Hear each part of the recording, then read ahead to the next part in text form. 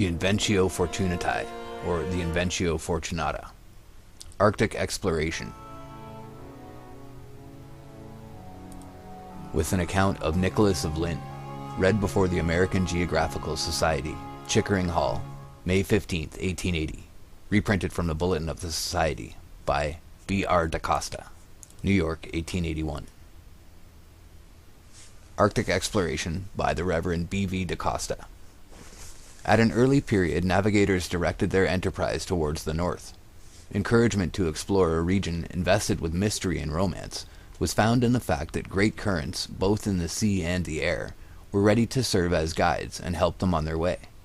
Nature appears partial towards the north, as the equator of heat is by no means coincident with the equatorial line. In portions of the Pacific, the equator of heat indeed runs south of the geographical equator, but elsewhere it sweeps 10 degrees north of the line, and from thence hot waves are thrown off towards the pole. When battling his way towards the high latitudes, man acts in sympathy with the mightiest forces of nature. The magnetic needle, pointing steadfastly towards the north, is the index of his mind. This joint tendency of nature and man is prophetic and tells of a triumphant result. When or under what circumstances the first Arctic voyage was made is not now known. At the dawn of history, the northern regions were represented as the realm of perpetual night. There, upon the border of a vast sea, the Cimmerians dwelt in the congenial gloom, their habits forming the theme of grotesque fables. The earliest maps, however, show the polar regions as occupied by a watery waste. While there are a few statements that come to us from that early period, which are more definite than that of Simnus of Clio, who flourished about 900 years BC, and who says in his fragments that at the extremity of the Celts is a boreal peak. It is very high and sends out a cape into a stormy sea.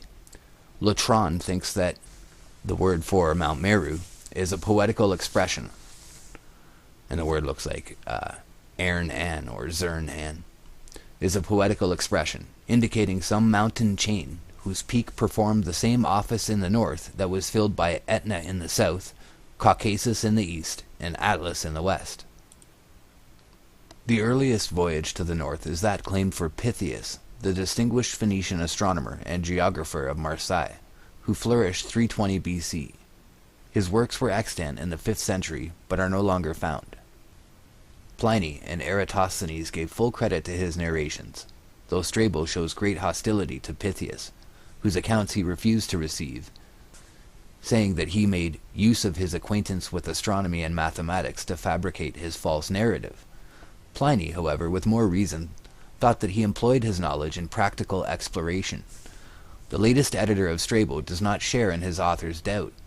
According to Pliny and others, Pytheas sailed through the Straits of Gibraltar, making his way north to the British Isles, whither it was the custom of his countrymen to resort, and, after traveling over England on foot, proceeded northward to a place called Thule or Toul, 6 days' sail from the northern part of Britain.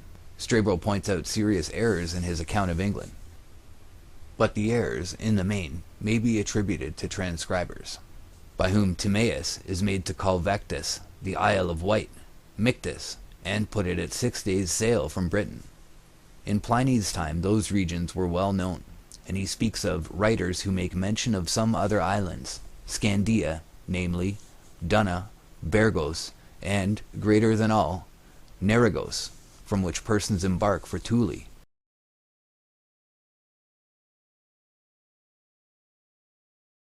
Pliny's Natural History, Book 2, Chapter 75, and Book 4, Chapters 13, 30, and 36, or 80 and 86.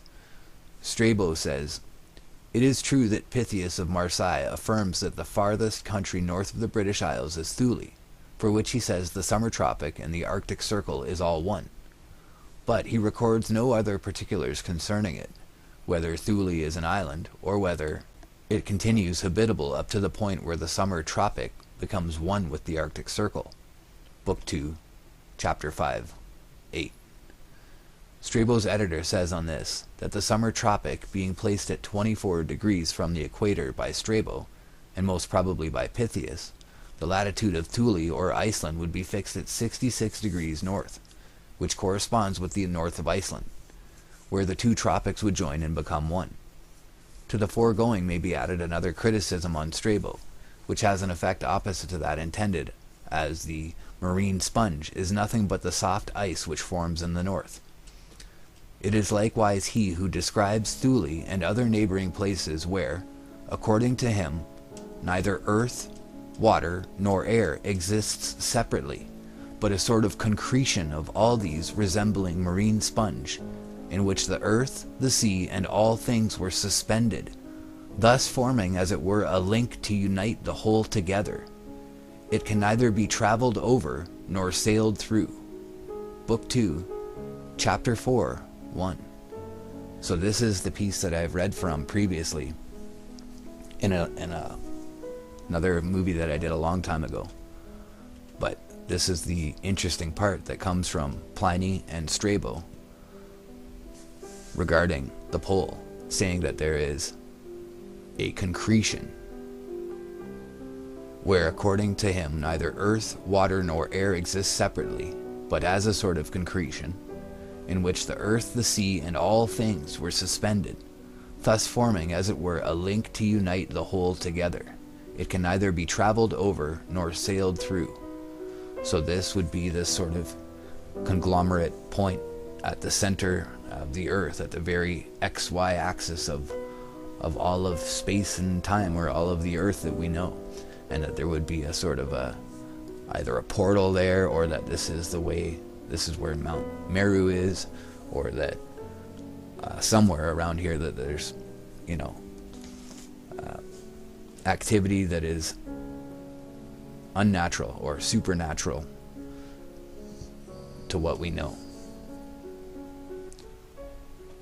So carrying on, when we're talking about the islands there, we're talking about, again, Scandia, Narragos, and the other islands there, from which persons embark for Thule.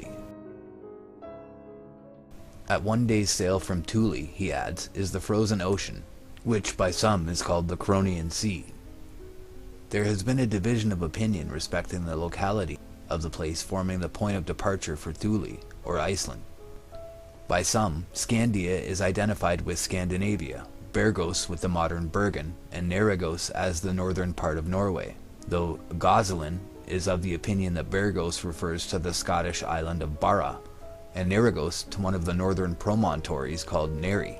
However this may be, it is evident that, in the time of Pliny, and long before, there were those who knew of the island of Iceland, which was reached either from the Orkneys or from the coast of Norway. We incline strongly to the latter opinion, as Bergen, in Norway, from time immemorial, has been a point of departure for Iceland. While the classic geographer knew much about the north, it is also reasonable to infer that the waters of the sea towards Newfoundland had been frequented by Europeans engaged in the fisheries, and that, by degrees, they sailed to the coasts of Greenland and America. It is true that Iceland appears to have been generally unknown to the Scandinavians until the year 564. But the people of Great Britain were well acquainted with that lonely isle long before. The earliest known movement northward from England was that inaugurated by King Arthur about the year 505. The authority on this subject is Geoffrey of Monmouth, who was Bishop of St. Asaph in 1152, and who wrote the Historia Brittonum, a work which afforded a basis for the fables and romances of the Knights of the Round Table. Nevertheless, whosoever inclines to turn from all the statements of Geoffrey, for the reason that they contain much that is untrue, should ponder the well-considered words of Hume, who says of the Prince of Silures, "This is that author so much celebrated in the songs of Taliesin and the other British bards, and whose military achievements have been blended with so many fables, as even to give occasion for entertaining a doubt of his real existence. But poets," he continues, "though they disfigure the most certain history of their fictions, and use strange liberties with truth, where they are the sole historians, as among the Britons, have commonly some foundation for their wildest exaggerations." The Bishop of St. Asaph, who is not a poet, may be credited, therefore, when he states such simple facts as that, about the year 505, King Arthur, after the conquest of Ireland, received the submission of the Orkneys and sailed to Iceland, which he also subdued, at a subsequent period overcoming his foes in Norway.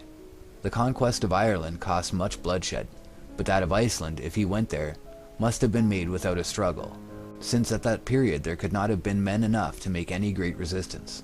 Hakluyt, treating this manner, quotes from Galfridus Monumentensis, who says that, after subduing Ireland, Arthur went to Iceland, and brought it and the people thereof under his subjection.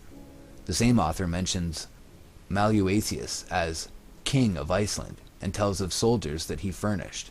The king, however, may be reduced to a figure of speech, while there could have been no soldiers, unless, indeed, Arthur, as elsewhere stated, transported people to the north.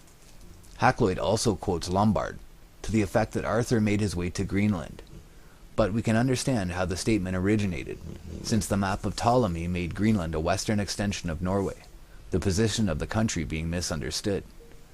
It was very easy, therefore, for modern chroniclers to suppose that Arthur took Greenland on his way in his expedition to Norway, hence this error. Warren, who wrote in the 14th century, before the influence of Ptolemy's maps were generally felt, does not mention Greenland, though he says that Arthur carried the war into Iceland and fought with the Icelanders, whom he brought into subjection. Geoffrey of Monmouth does not allude to Greenland. Nevertheless, he is our authority for the statement that Arthur went to Iceland. It is possible that the bishop of St. Asaph inferred that the northern island visited was Iceland, and it is also possible that, in such a case, he may have been in error. But this treatment of his statement is not required. That Arthur could have sailed to Iceland admits of no doubt, nor is there any reason for holding that there were no inhabitants there in 505. The fact that the Northmen found only a few monks in Iceland in 864 does not prove that the same was true 250 years earlier.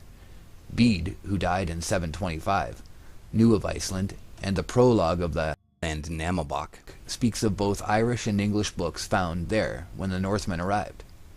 Dykjul teaches that monks were in Iceland in 795, for, writing in 825, he says that 30 years had passed since some clerks, clerici, who had dwelt in the island, told him certain things. He also says that those who, in their writings, had described Iceland as surrounded by a sea of ice were quite wrong. And he proves the truth of his own account by the testimony of clerks who had voyaged to this island. He admits, however, that in voyages to the north of Iceland, they have found the sea frozen. Dykjul also testifies that there are numerous islands 2 days and 2 nights to the north of Britain, and that a religious, worthy of faith, told him of a visit made by him in a small boat to one of these islands, which nearly 100 years before was inhabited by Eremites from Scotland. But Dykjul says that these regions were abandoned on account of the ravages of the northern pirates, who were as innumerable as the birds of the sea. Thus it appears that Iceland was well known to the people of the British Isles long before it was inhabited by men from Norway. And we can readily understand how the population that probably existed in Arthur's time may have been reduced by piraterial incursions, until, in 864, the Norwegians found only a few anchorets dwelling there. The narrative of Geoffrey of Monmouth is, therefore, perfectly consistent with known facts, and the expedition of Arthur to Iceland may be regarded as historic. It is now apparent that, in the century before Dykjul dated his book, the British Islands were in communication, and chiefly through the medium of the monks, who, as is well known, were bold and skillful sailors, pushing far out to sea in boats of wicker or hide. How long this communication was kept up by them cannot now be determined. It is probable that it was never suspended. The Anglo-Saxon map of the 10th century shows that the sailors and geographers of England were acquainted with the Northern Sea, the Anglo-Saxon map. Beyond Iceland was the open sea, into which Dykjul's informants, the religious, whom he styles clerks, had so boldly sailed, until they reached the barrier of ice which bars the course of the explorer today. We have already seen that Arthur did not visit Greenland, yet that that part of the north was reached about the time of Arthur admits of little doubt. It is true that the discovery of Greenland has been generally assigned to the period of Eric the Red, who went to Greenland in 985. Yet a bull of Pope Gregory IV, dated 770, refers to Greenland. The genuineness of this bull cannot be questioned, nor is there any reason to suppose that the reference to Greenland was interpolated. The Bollandists may indeed think that there is some mistake, but the explanation is easy and natural. When we take into consideration the known activity of maritime enterprise prior to Eric the Red, indeed the Irelandic chronicles distinctly say that half a century before the voyage of Eric, a great country was known at the west, being called Ireland the Great. It would seem that this country was first reached by the Irish, whose prior discovery was conceded by the Icelanders. The Irish had described it, evidently, as a land of verdure, while the saga says that Eric applied the name of Greenland to the part he visited, not from any fitness, but from motives of policy, saying that men would be persuaded to go to a land with so good a name. It is nowhere pretended that the name Greenland originated with Eric. His own account indicates that Europeans had visited Greenland before his time, which leads to the conclusion that the Irish had been in the country, and that the reference to Greenland in the Bull of 770 is correct. In the year 1187, Giraldus Cambrensis wrote his Topographia Hibernica, and in his work he speaks of Iceland, which is described as a great island 3 days' sail northward from Ireland. The people are represented as of few words, but truthful. Giraldus shows that he understood something of the nature of their government, in saying that their priests were their kings. Approaching the 13th century, the age appears to be one of maritime activity.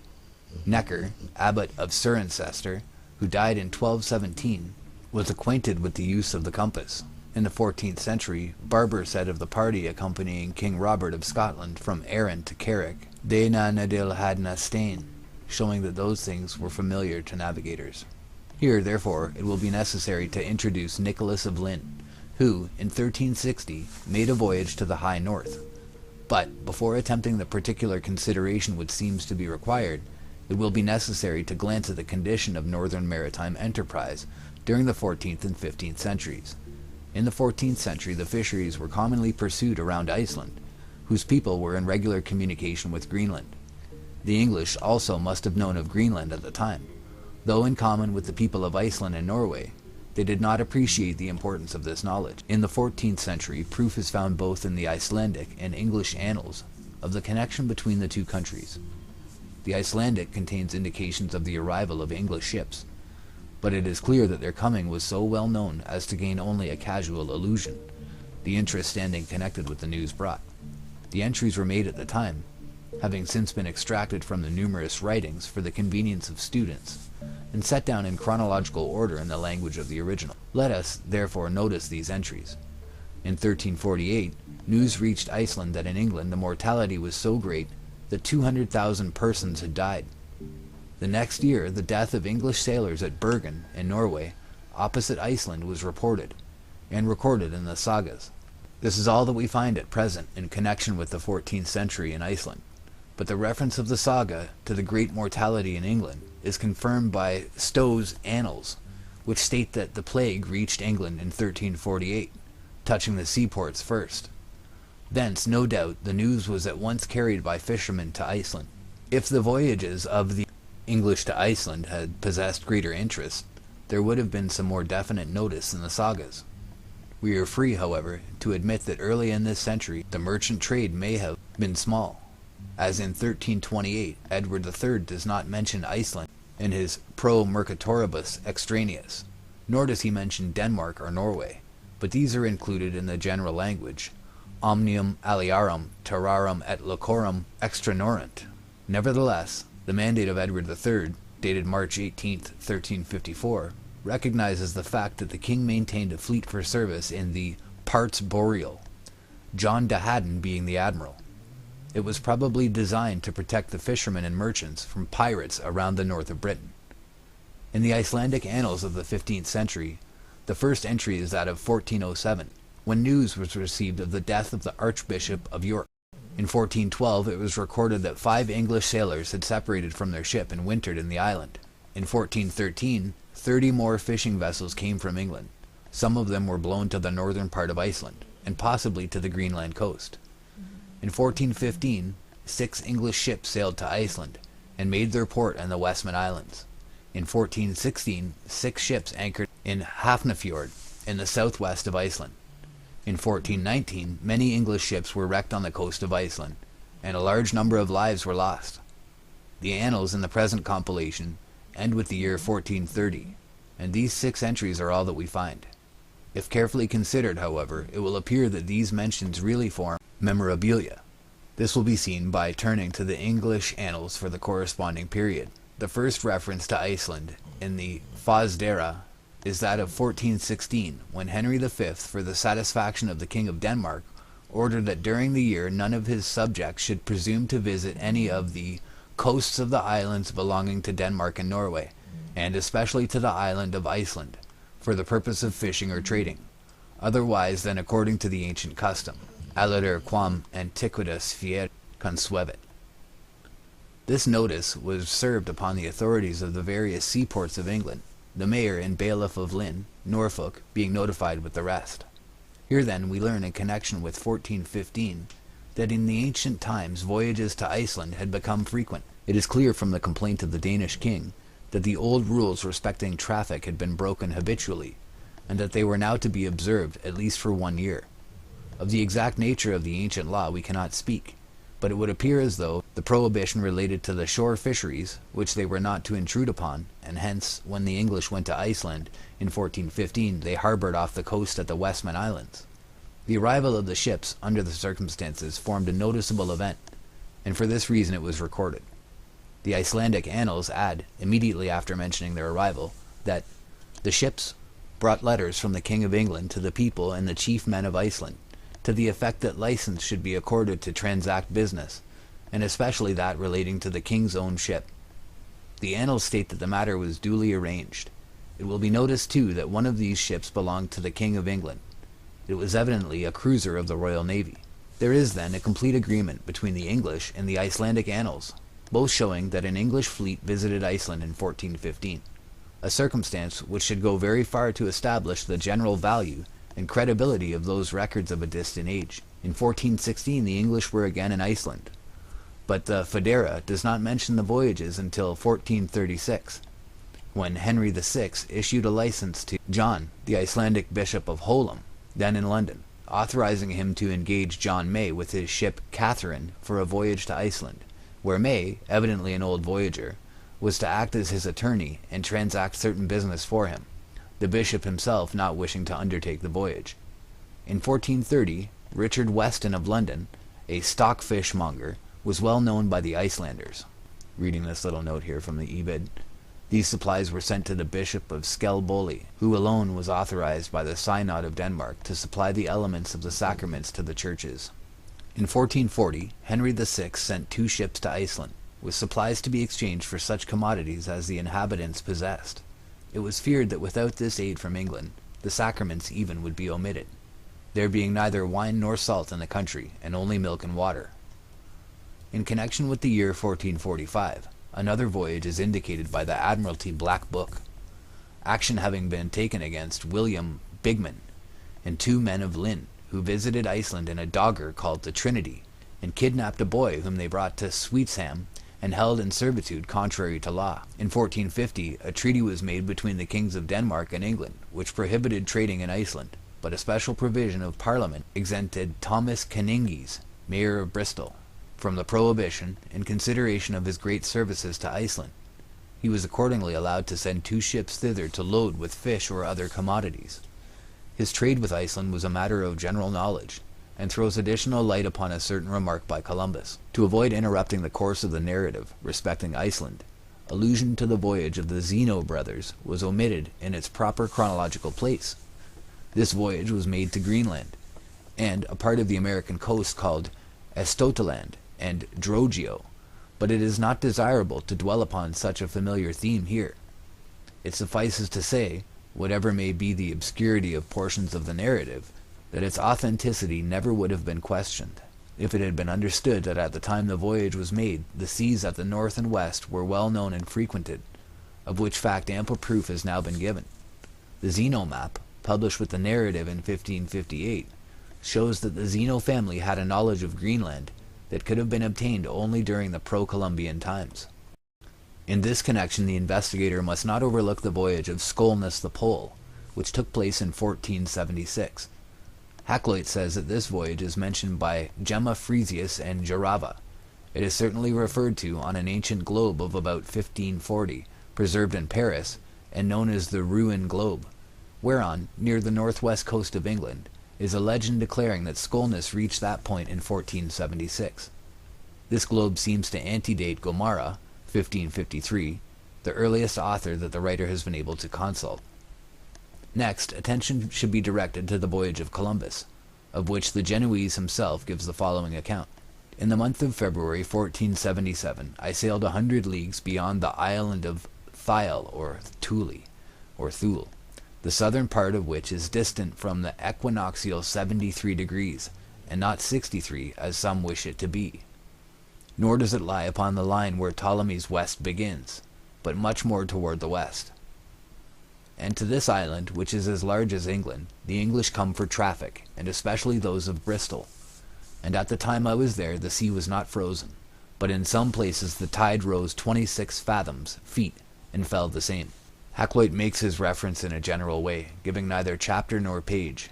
Frisius published De Principiis Astronomiae and Cosmographie, and c. in 1530. The Cosmographia of Hieronymo Jarabo was printed in 1556. Gomara mentions Skolnus in his Historia, chapter 36, edition 1553. See the Sailing Directions of Henry Hudson, page 23, in connection with Whiteflight and Pontanus. For Hakluyt, see Maius Cole. Okay, and I'm going to skip down. Historia de Esti Fernando Columbus. Barachia is evidently a clerical error, as the original Spanish will doubtless show, if ever found. That Columbus was familiar with the map in the Ptolemy of 1485, showing the northern regions with Greenland as an extension of Europe, can hardly be doubted.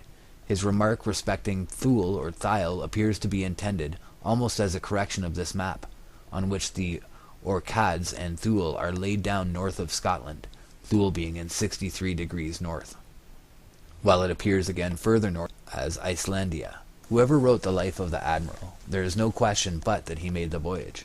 Finn Magnusson has pointed out an interesting confirmation of the statement of Columbus respecting the mild weather in 1477, where he shows, from the annals, the remarkable fact that in 1477 snow had not been seen at Eyjafjord in the north of Iceland as late as March. To this period belongs the voyage of Robert Alcock of Hull, who in 1478 was commissioned by Edward IV to send a ship of 240 tons to Iceland, which was to reload with fish or other goods. He was licensed again in 1483. Chancer, in the prologue to the Canterbury Tales, shows by his shipman something of the activity of the British sailor in the time of Nicholas of Lynn. It is said that, of nice conscience took he no keep, but of his craft to reckon well his tides, his streams and his strands him besides, his harbor, his moan, and his load mange. There was none which from Hull unto Carthage. He knew well all the havens as they were, fro Gotland to the Cape to Finisterre. An indication more to our present purpose is found in the poem on the policy of keeping the sea, which belongs to the middle of the 15th century. At that time the northern region was so well known that the author of the poem disposes of the subject briefly. Of island to write is little need, save of stockfish, yet forsooth indeed.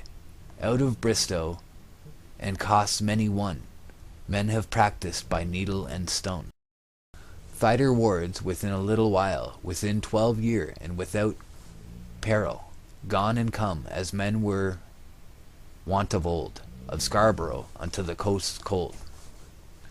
Thus, at the time when the poet wrote, Bristol had revived her old enterprise.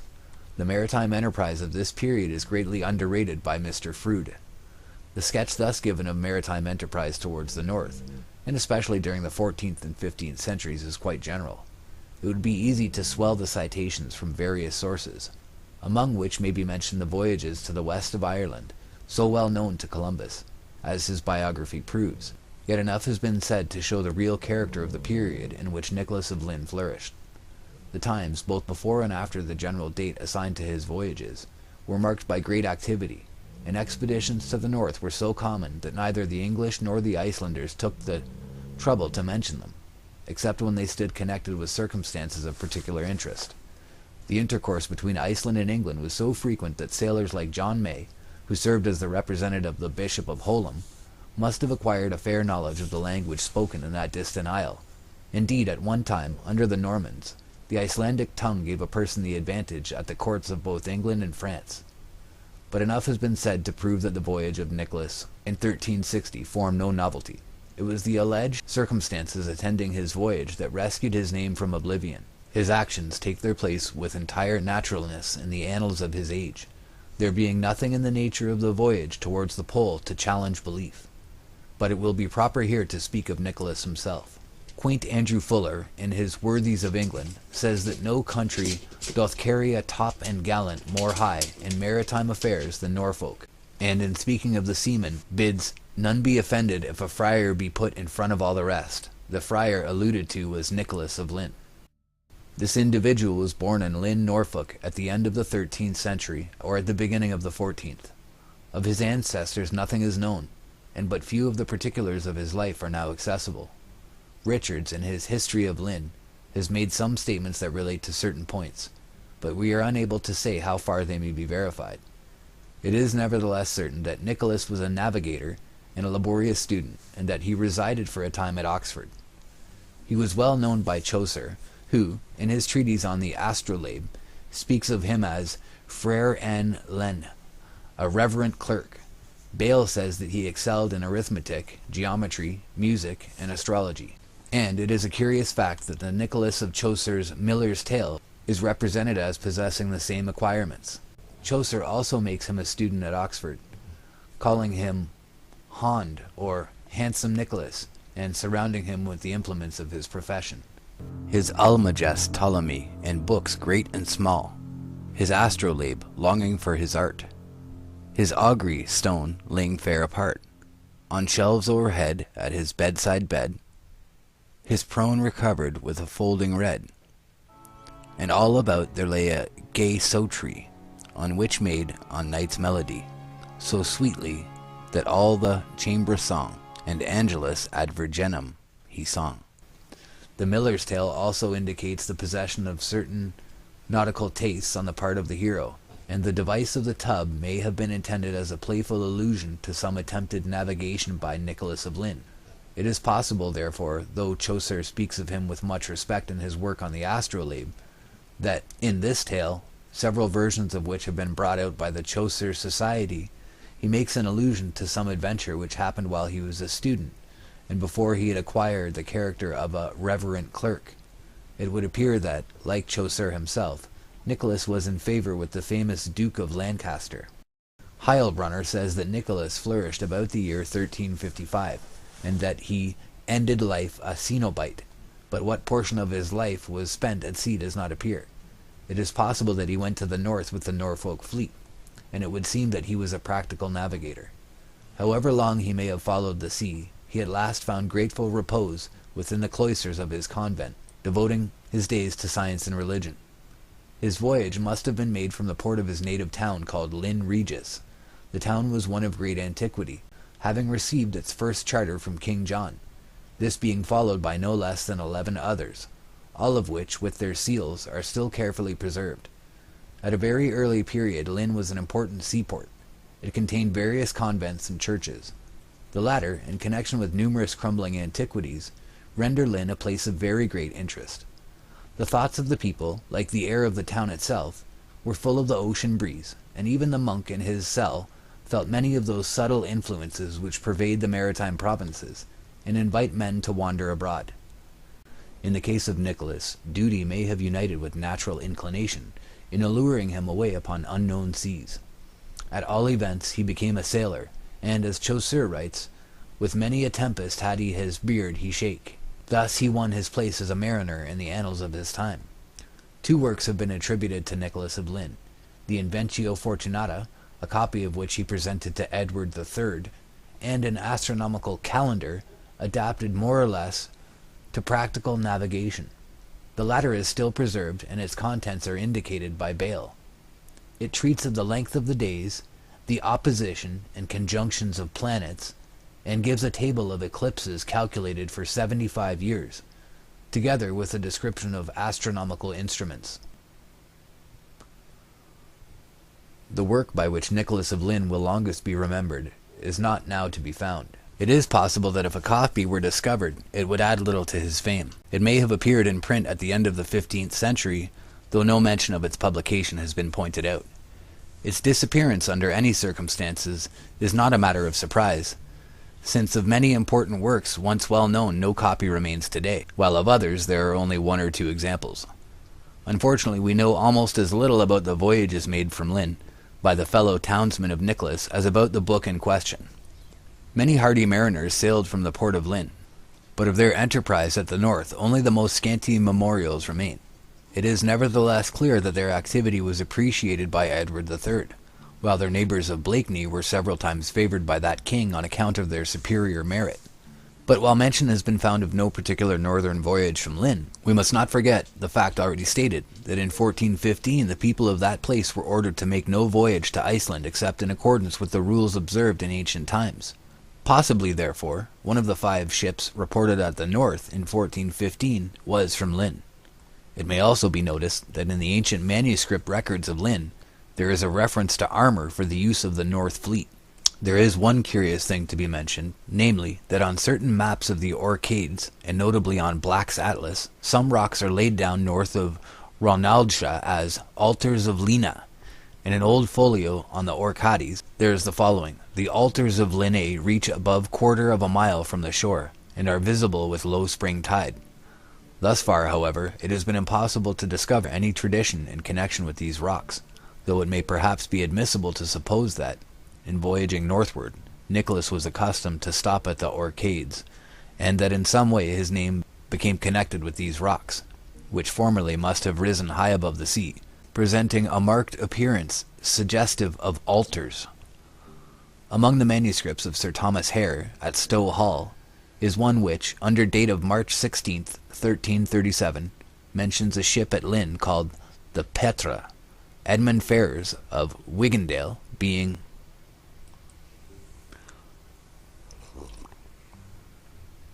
master. It would be useless to indulge in any speculations concerning the connections that may have existed between Nicholas and John de Haddon, admiral of the fleet for the parts Boreal. The British Navy was founded by Alfred the Great, and in the 14th century it was, in a sense, a recognized institution. In 1354, de Haddon appears to have used both Hartlepool and Newcastle upon Tyne as naval stations, the latter being not far from Lynn, while the former, situated on the coast of Durham, afforded a most convenient base for operations towards Iceland, whither, as we have seen, one of the king's ships went with a trading fleet in 1415. In the 14th century, Ranulphus Higden wrote his well-known Polychronicon, but, though a contemporary of Lynn, he makes no reference to his voyage. Higden died about the year 1363, while the voyage of Nicholas is set down for 1360. The early part of the work, where the reference to Nicholas would belong, was probably composed some time before his death, and possibly prior to 1360. Higden, therefore, may have known Lynn in his voyage, though he fails to mention him. Higden gives a description of Iceland, based more or less on Giraldus Cambrensis, and adds a map of the world, upon the northern part of which Iceland appears as tile. The earliest allusions to the Inventio Fortunatae of Lynn is found upon the margin of a map by John Ruysch, which appeared at Rome in the Ptolemy of 1508. On this map is a legend somewhat to the following effect. It is written in the book of the Fortunate Discovery that, under the Arctic Pole, there is a high magnetic rock, 33 German miles in circumference. This is surrounded by the fluid Sugenum Sea, that as a vase pours out water by 4 mouths from below. Around are islands, of which 2 are inhabited.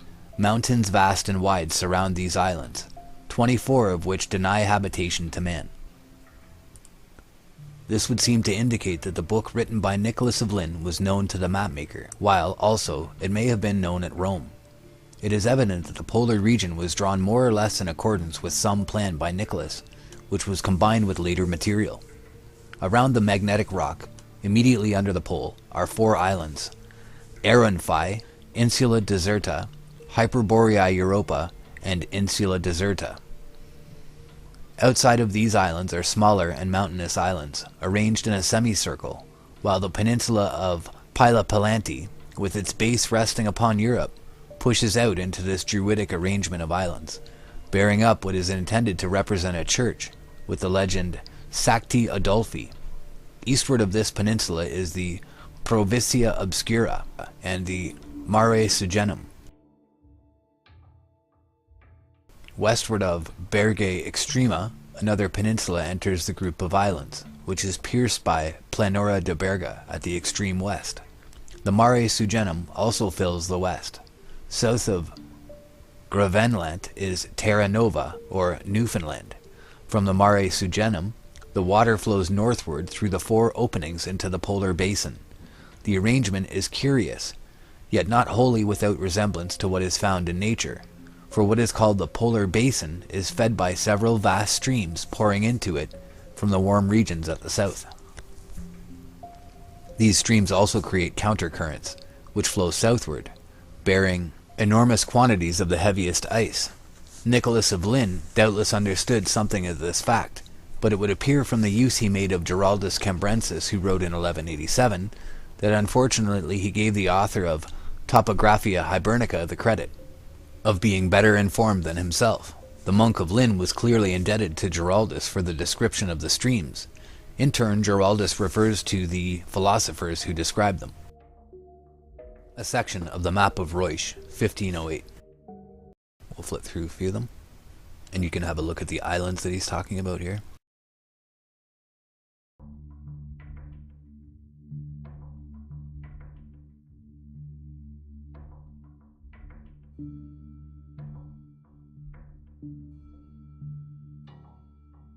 This basin or whirlpool at the north, with the 4 entering streams, appears to be a venerable institution. Yet it may, after all, be founded upon what is observed today, in connection with the Gulf Stream and the Kuru Siro, and may be connected with the observations of such navigators as Pytheas, who went to the north. The magnetic rock under the pole, on the map of Reusch, or rather, we may perhaps say, of Nicholas, deserves attention, as it has been claimed that the monk had applied his mind to one of the most difficult of problems, and that the magnetic mountain stands for the solution thereof. The attention of Humboldt does not appear to have been drawn to Nicholas, but in treating the history of the magnet, the great investigator calls attention to the fact that, on the remarkable chart of America, appended to the edition of the Geography of Ptolemy, published at Rome in 1508, we find the magnetic pole marked as an insular mountain north of Greenland.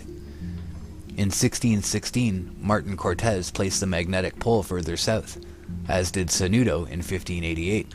That Nicholas entertained fanciful notions is not at all strange. Sanudo held that if men were ever so fortunate as to reach the magnetic pole, they would experience some miraculous effect. Columbus likewise was full of curious fancies, holding for instance that, west of the Azores, ships sailed uphill towards the unapproachable paradise.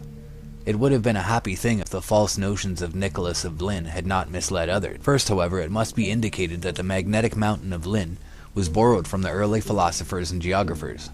Galen reports magnetic rocks on the coasts of the Indian Ocean, and St. Ambrose echoes the idea, while the Arabic geographer Edrisi of the 12th century, author of a map of the world of the year 1154, reported a magnetic mountain at the mouth of the Red Sea.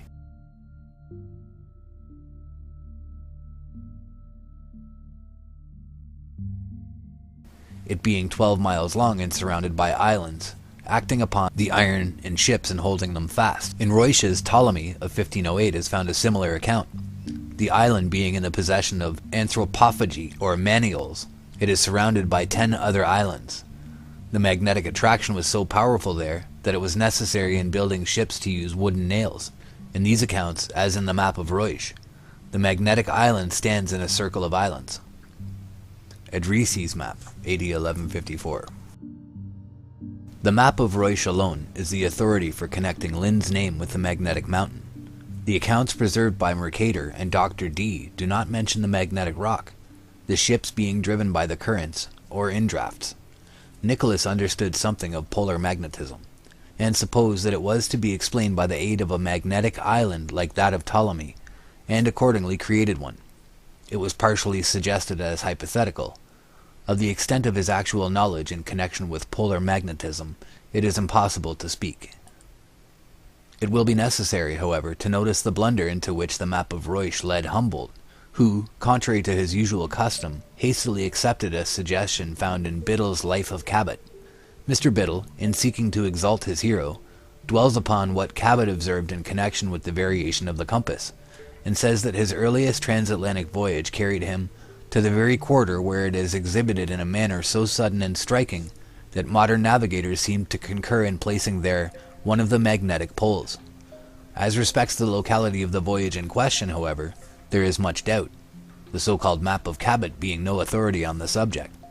Mr. Biddle nevertheless continues, and he says, quote, "There is a curious piece of evidence to show how early the northern region discovered by Cabot was associated with the alarm, which this phenomenon, the variation, must, in the first instance, have excited," adding, "On the great map of the world, which accompanies the edition of Ptolemy published at Rome in 1508, is the following inscription, which he gives in Latin, but which is Englished as follows: Here the ship's compass loses its property, and no vessel with iron on board is able to get away." On this, the author says that it is impossible to doubt that the reference is to the well-known effect produced there on the compass. Beneventus, who prepared the supplemental matter for this edition of Ptolemy, professes to have a knowledge of the discoveries made by Columbus, by the Portuguese and by the English. He also refers to Fournier, who says that Cabot marked exactly in various places the dipping of the needle. Humboldt, in noticing this, says that Biddle observes with justice that a remark inscribed on the map monde of Ptolemy appears founded on the ideas of Cabot relative to the position and proximity of the magnetic pole. Nevertheless, a more careful examination of the general subject, in connection with Nicholas of Lynn, would have shown Humboldt that there was no reference whatever in the legend to the discoveries of Cabot, but that the reference was to the teaching contained in the monk's Inventio Fortunatae, itself an echo of Ptolemy and the ancients.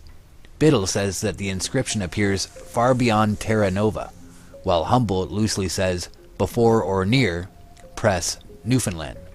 Both are quite wrong, as the legend stands north of Greenland, and Iceland at the entrance of the Polar Sea, evidently being placed there for the reason that there was not sufficient room near the magnetic mountain.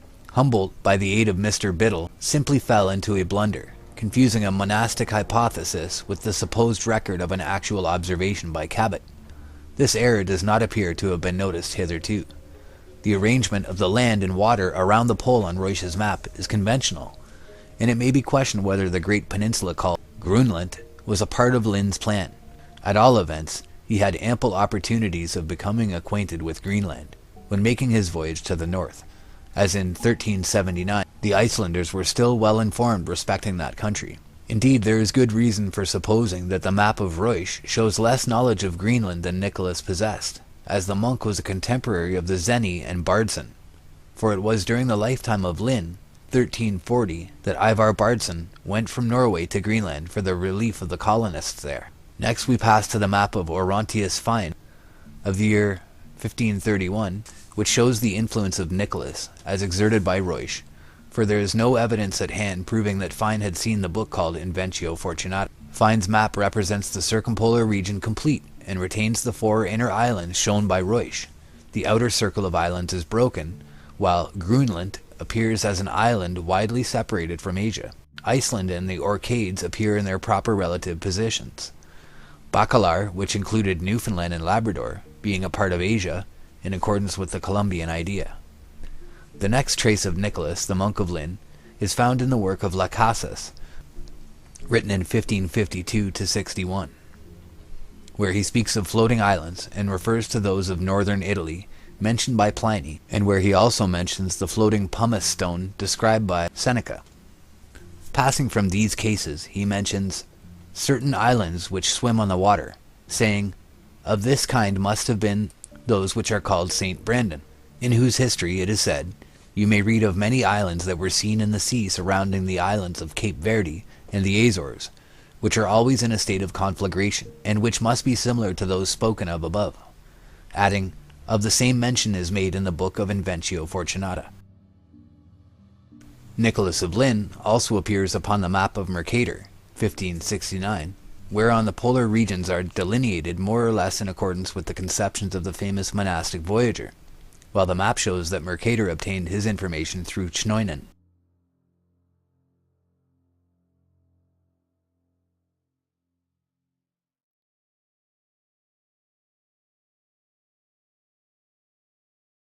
Mercator says, "Touching the description of the north parts, I have taken the same out of the voyage of James Chnoinen, of Hartsen and Basca, which allegeth, among the rest, he learned of a certain priest, in the King of Norway's court in the years 1354.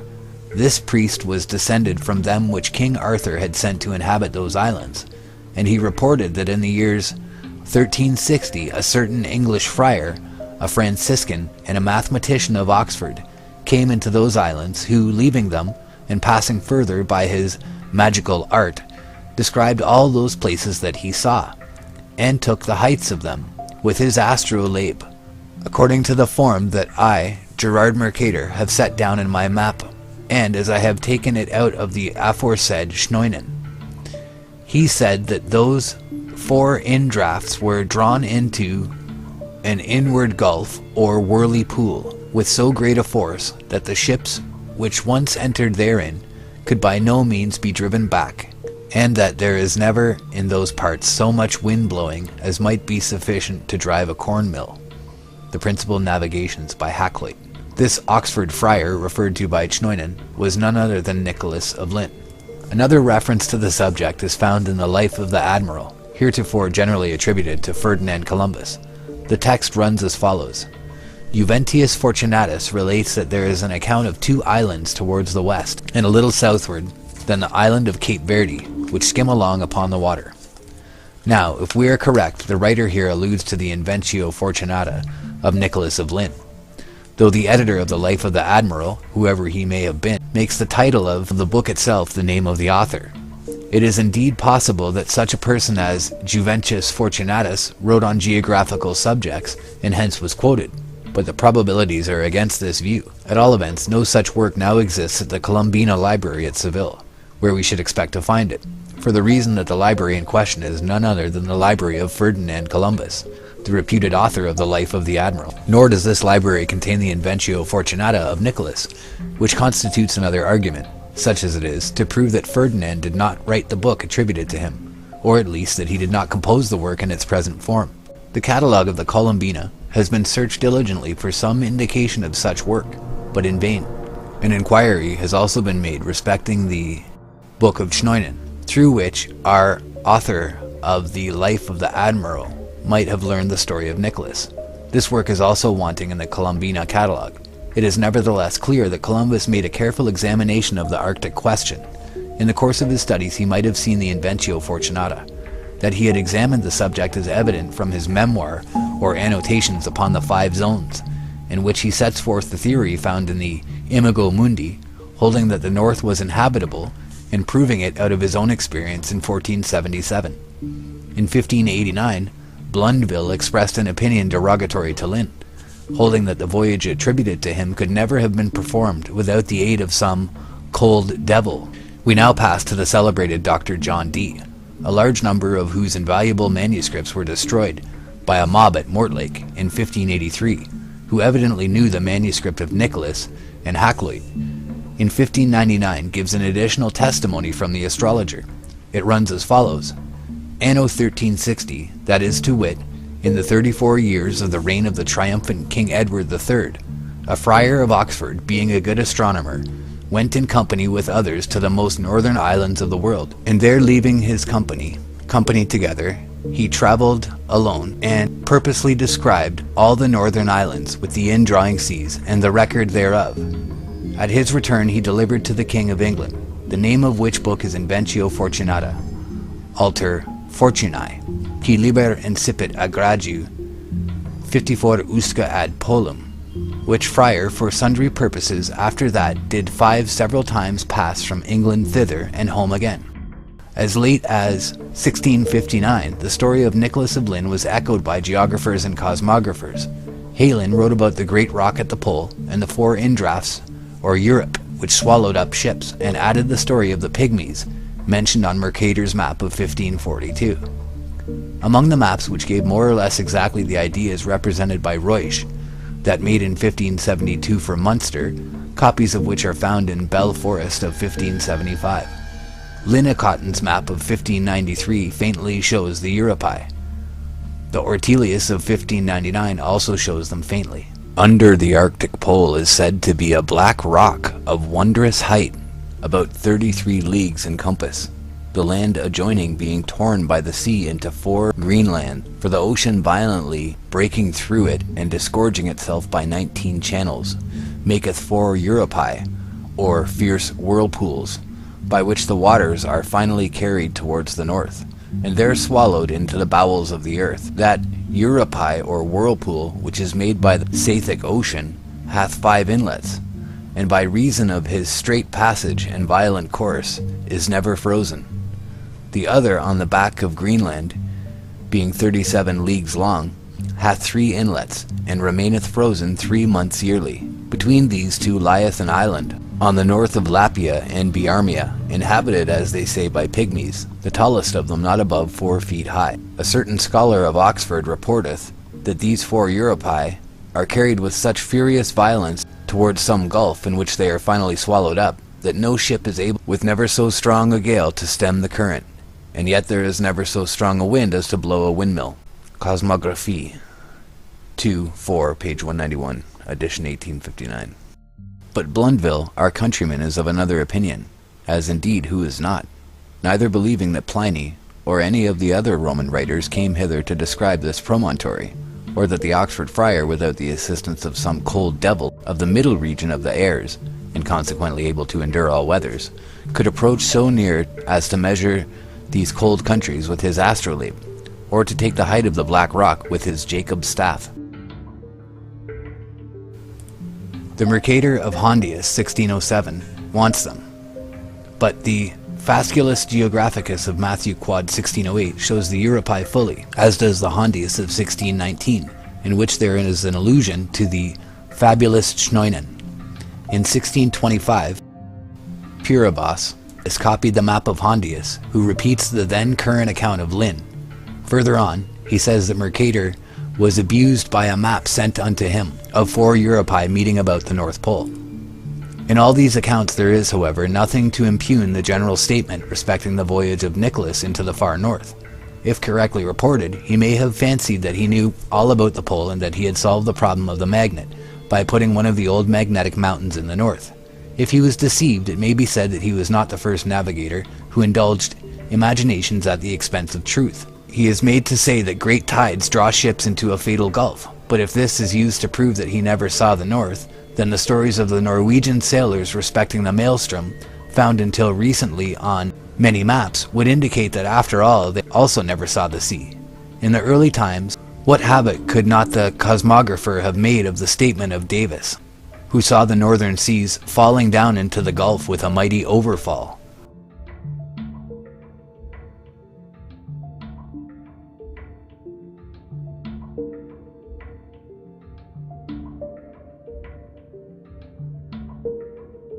What is needed is the narrative of Nicholas, which he presented to Edward III. This may yet be drawn forth from some musty and forgotten collection. In closing, we may pause to inquire how far north the ancient navigators penetrated. The Icelandic colonists in Greenland may have reached a very high latitude during the 300 years that they visited there, but the highest point indicated is that near Cape York in 72 degrees north. Upon an unpublished Spanish globe in the National Library at Paris, of the date of about 1540, is an indication which possibly may prove that some navigator had have pushed through Smith Sound and Robeson Channel. Many unrecorded expeditions were doubtless made into the north, and this globe may contain the memorial of some French, Spanish, or Portuguese voyage not far from the year 1500. In 1500 and in 1501, expeditions went north under Conte-Real, who also went in 1502, never to return. On the east coast of Greenland, so far as our knowledge goes, exploration was not carried high up, though Columbus, in going 300 miles beyond Iceland, must have sailed close to the northern border of Greenland. If he had persevered, he would have struck the New World in 1477. The early navigators appear to have pushed northward to the pack ice, but there is no indication of their having known either Jan Mayen or Franz Joseph's land, though they may have seen both. The map of the Zeno brothers, the result of the voyage of 1380, stood unequaled down to 1558, no improvement in the cartology of Greenland being made until the voyage of John Davis in 1595. The results of his observations in Greenland were indicated by Molyneux on his globe of 1592 and on his map of 1600, which was engraved by Wright, being projected on the plan attributed to Mercator. The map of 1690 appears to be the one referred to by Shakespeare in Twelfth Night as the new map with the augmentation of the Indies. In 1511, the Lennox globe showed an open sea around the pole, and in 1520, the Verrazano map left the sea still open, though in the Antarctic region, a great continent was beginning to appear south of Cape Horn. Herein was the partial representation of a classic myth. On Mercator's map of 1569, the Antarctic continent exalts in astounding proportions. Notwithstanding the great benefits conferred upon geographical science by Mercator, the knowledge of the globe in some respects was retarded in his hands, owing to the weight of his reputation. The northern region was also in time filled up, and ever since geographers have been struggling to recover the original conception of a polar sea. Shall we succeed?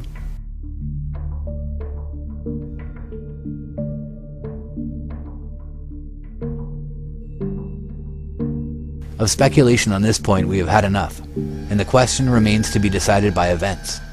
One thing, however, has become clear, namely, that the prospect of sailing to the pole by the way of Smith Sound is far from encouraging.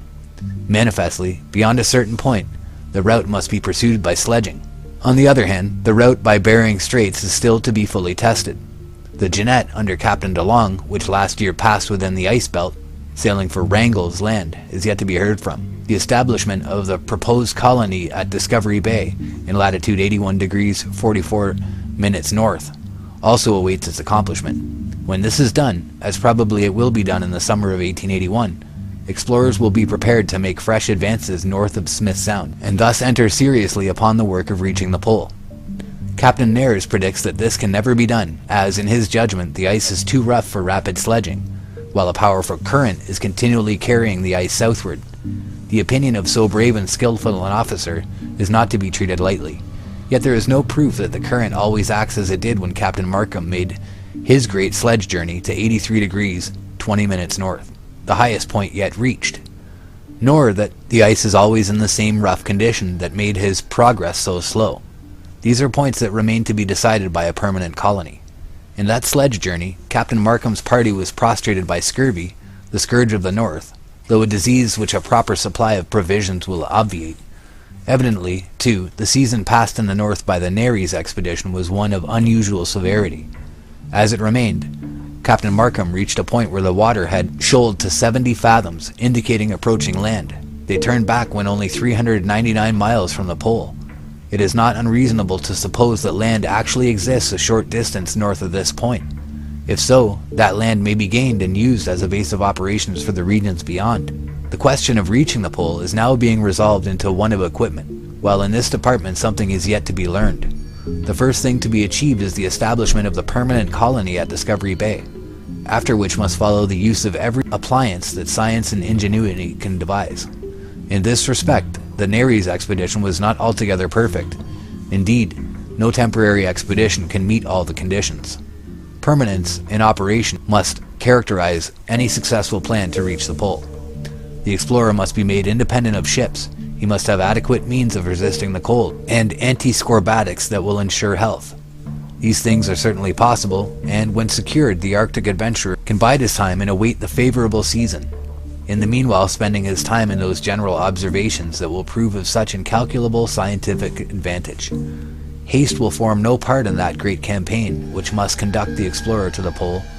The work will require time, and the highest courage and perseverance. The explorer will have no assistance from the natives beyond what he gains from those who live south of Discovery Bay. That he will find as he pushes into the far north. Any Arctic Highlander, living in exclusion with herds of muskox and reindeer, is a mere chimera. Ellesmere Land, far south of Discovery Bay, appears to be the northern limit of the Eskimo.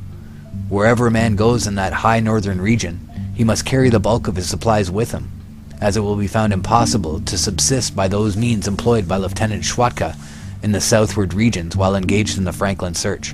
Everything depends upon those calculations which will enable the explorer to gauge his strength with exactness and maintain his connection with the base of those supplies which annual relief expeditions, independently organized and maintained, will furnish in unfailing abundance. With a proper equipment, the dangers of Arctic explorations are reduced to the average of the ordinary seafaring life, and experience proves that such work in the north can no longer be objected to on the ground of its risk. Indeed, Arctic exploration may now be considered as an accepted branch of study, and as a wise extension of the signal service into the realm of perpetual cold. This being granted, the ultimate results will take care of themselves, for with prudence, courage, and perseverance, the dream of the Middle Ages will be realized, and the American flag will be planted at the pole.